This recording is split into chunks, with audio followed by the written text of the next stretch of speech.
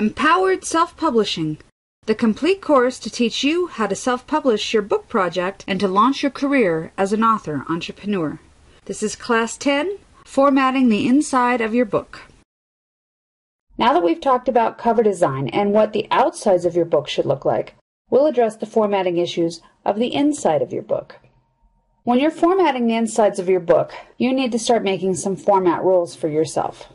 The first of which is that you need to choose the font for the majority of your book. And the first decision that you make about fonts is whether or not you want a serif or a sans serif font. Now, Times New Roman, which is probably what you are editing your manuscript in because it is the default one for Microsoft Word, is a serif font. That means it has the little doohickeys above the T and around the N and on the bottom of the letters, and it just means that there's extra formatting marks on each letter. Now, sans serif fonts are much simpler fonts and they're much more straightforward. They are the ones that do not have that.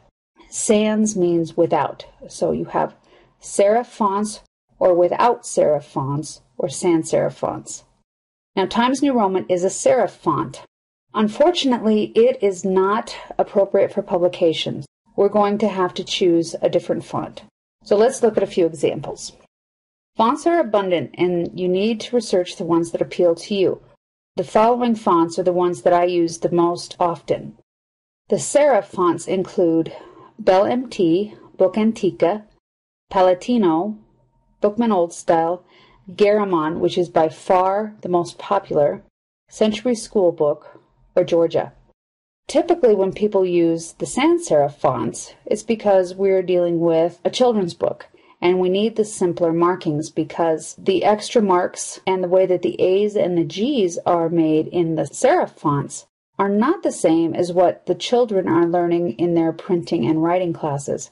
In this example, Calibri has an A that is not appropriate for a children's book.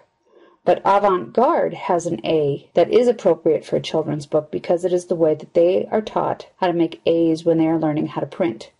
You don't want to confuse small children when they're first learning to read and make them have to recognize two different kinds of A's. If you are writing a children's book, this is one of the things that you really need to pay attention to. And Avant-Garde is a very good font for children's books.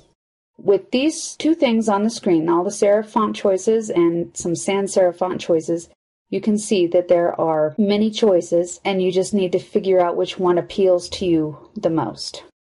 After that, we're going to look at some fancy fonts because fonts elicit emotion just like the colors do. Some are fun, some are fanciful, some are elegant, some look more like script, some are just plain, and some are just out there.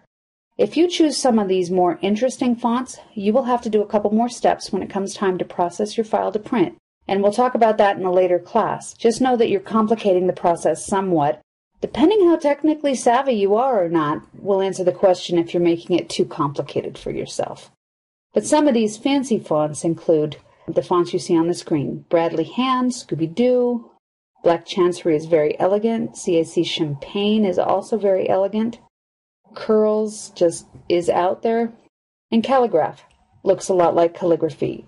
It's also reasonably elegant, looks a little bit more like handwriting, not as much as Bradley, but for those that want a little bit of a homegrown flavor in maybe their biography or some type of signature situation, these are fun fonts to look at.